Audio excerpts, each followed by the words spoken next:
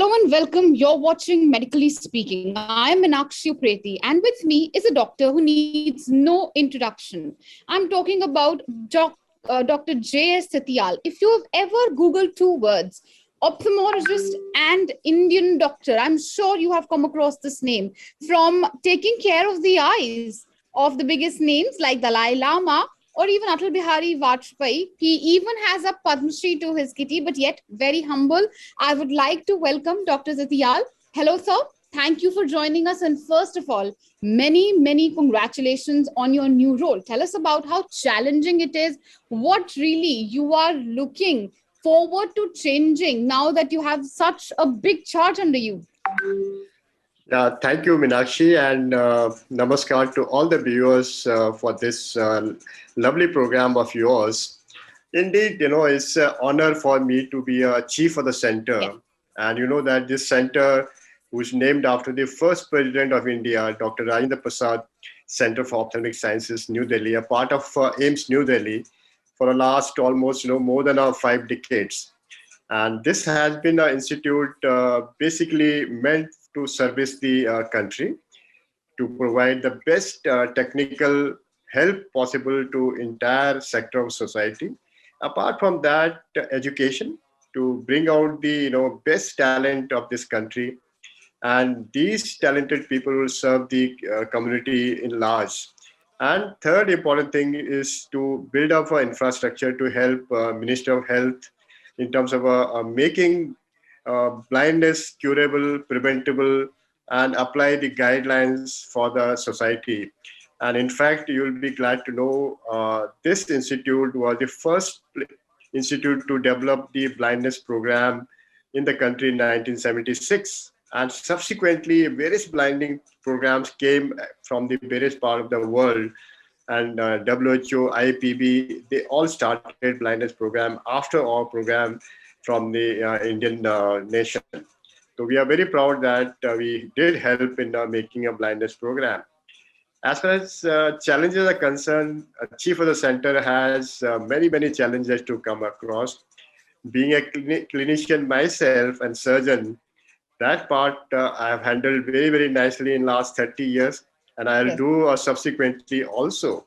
But the challenges are basically manifolds. One is to take care of a patients in a manner which they desire in an institution like AIMS, give them Yes. a highest possible technical support, highest newer technologies to improve the outcomes in terms of investigation and surgery.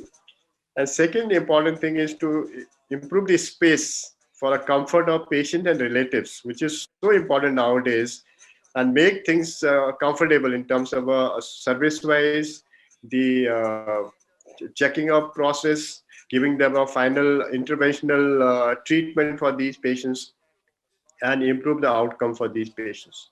Second challenge which I'm going to face is to improve the various functioning of the center in terms of making center much more approachable, much more helpful to the all sectors of a society and government also. Yeah.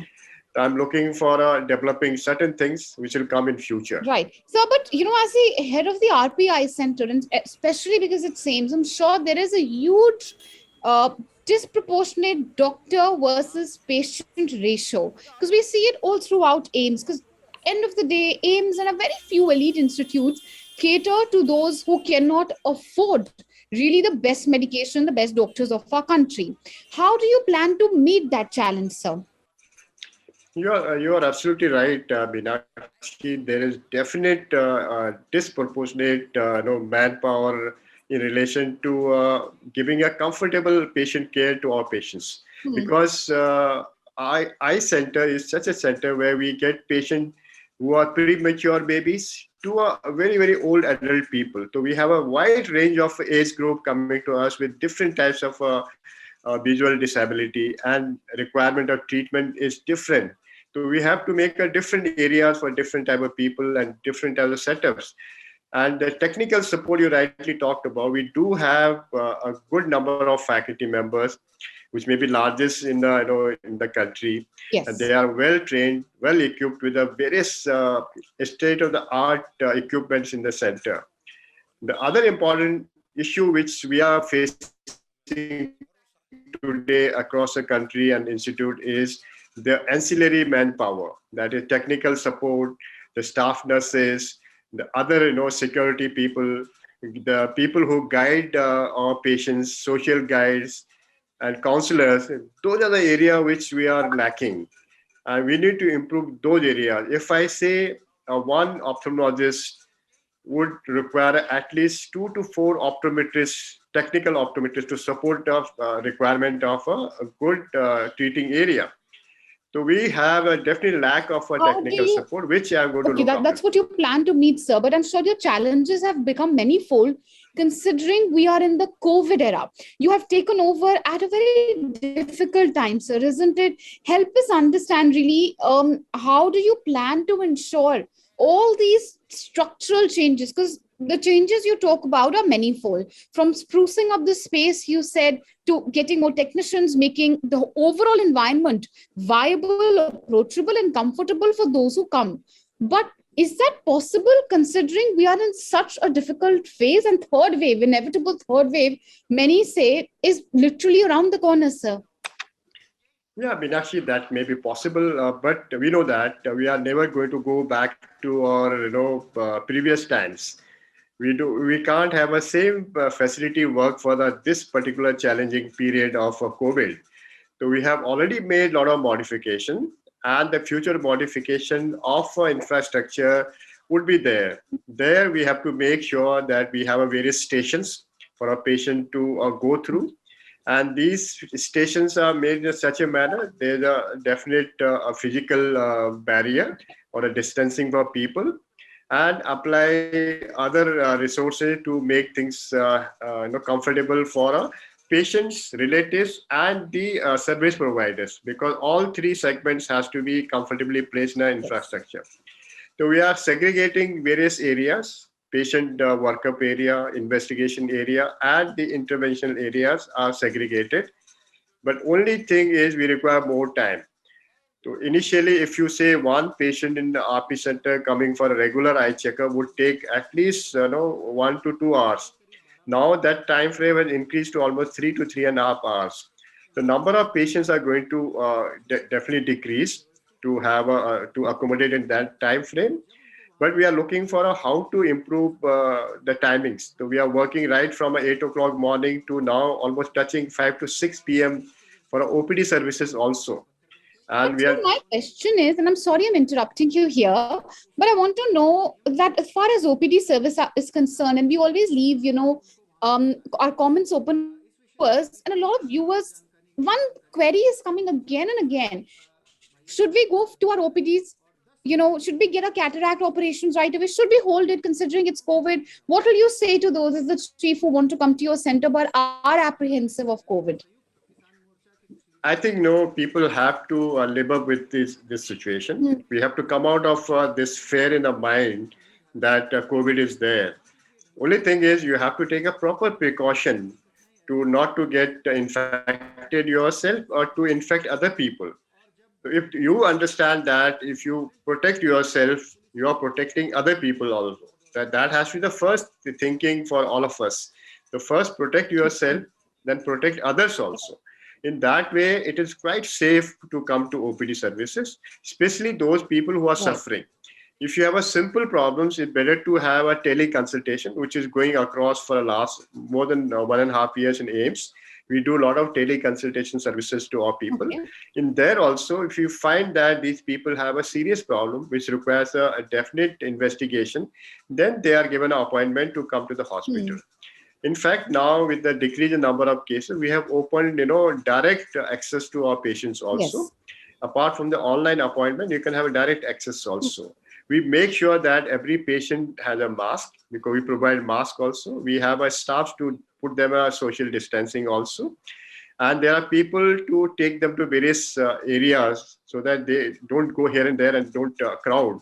So those precautions are taken. There are sanitizer available in every corner, and doctors, staffs, they take a full precaution with a proper PPE kit. Therefore, there's no chance of cross infection. So every Yes. safety measures are taken for OPD. As far as surgery is concerned, people who are coming for surgery, we make sure they have a COVID negative results. So only after COVID RT-PCR negative test, they are taken to the OR and done surgery. And Right. if somebody has had a COVID in the past, we tell them to wait at least for 3 months before they come for a surgery or any other serious checkup. But if Okay. they have a serious eye problem, then even there we have to take care of them. They don't wait at home. It's quite safe now to come out in the hospital because hospital will take the much more precaution than any other area. All right. And sir, you spoke about a number of changes which you want to bring in the RPI Center as the chief. Tell us really what your roadmap to do the same is. What are the timelines you're looking at? What's your roadmap to achieve your goals, which you just spoke to us about, sir? There are certain things which I have in my pipeline. Okay. First thing is to the working environment has changed. So we need to have a new guidelines for all types of approaches for a patient care. And in that way, we are going to come out with a new guidelines for a patient coming for various checkups, various surgeries. That is for a hospital. And we are going to make a new guidelines for the country. So how to go about for these people who are living in remote places, who are living in urban areas. So those guidelines will help us to streamline all these difficult times. Okay. Second thing is we are looking for taking care of people coming with a blindness, especially like diabetic blindness, people coming with corneal blindness. That is being there for a long time. But I'm looking for a preventable blindness, the blindness which can be prevented at a doorstep, at a grassroots. For that, we are already doing a rapid assessment of various causes of blindness, which can be preventable, Okay. like injuries, malnutrition, Fine. or people use unnecessary medicine which are not required, Mm-hmm. or festival injuries, tuna packet injuries. There are various things which are preventable. In fact, almost 70% or more causes of blindness can be prevented. If we can prevent those blindnesses, then we'll decrease the total number of patients who are going to go get blind subsequently.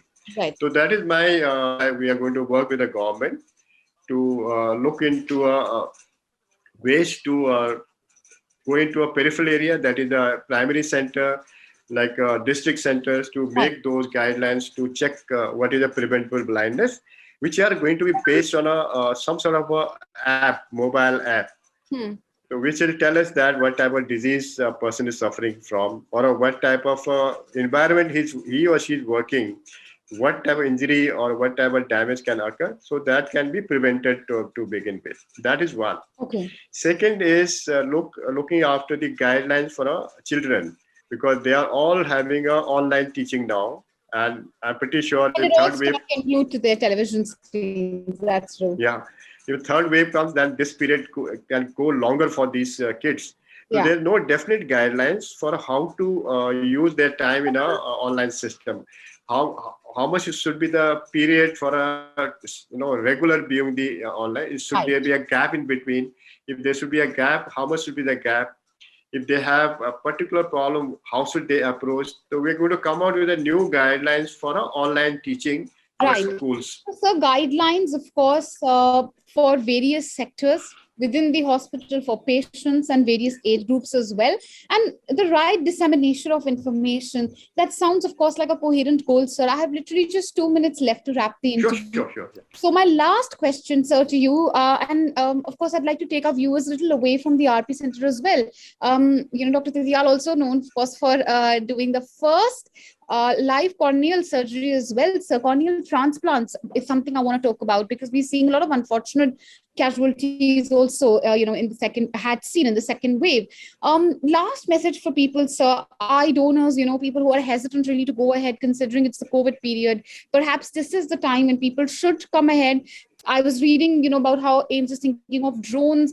You have 17,000 plus surgeries which you've done, in the last year itself, or maybe till date. Tell us a message which you'd like to give people as you sign off, sir.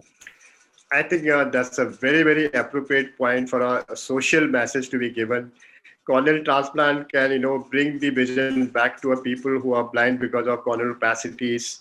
And there's a large number of people awaiting surgeries. More than 5 lakh people await surgery at a given time. And this COVID time has decreased the donations from across the world, including Delhi also. And now we have started collecting tissues, and we take a sample also, nasal swab and oral swab from the donor. And we Yeah. do RT-PCR testing for these donors also after their death. And if they are negative, we transplant these tissue to the awaiting patients. What I need to say is during this time also, pledging is not a difficult time. Pledge can be done online to the AIIMS portal. You can pledge for an organ donation. You can pledge for an eye donation also. And if you have a death at home, you can always call us, and we can come as pick up as a voluntary donor. We have counselors across the city. They can approach any hospital, any mortuary, and give them a lot of apart from counseling, grief counseling, we give them a message that you are going to do a good service to society, and the donation will be the one of the best donation possible in a lifetime. Sir. So, of course, a very positive message coming from the new chief of the RPI Center, Dr. Satyal. Many congratulations once again. As I sign off, these are two people from Uttarakhand, the anchor, and so that's something I wanted to highlight right at the end. Great achievement, sir. Many congratulations. The whole state, of course, very proud of you. Thank you. Thank you for giving the time to speaking to us. Thank you, Meenakshi. I wish you all the best. Thank you, sir.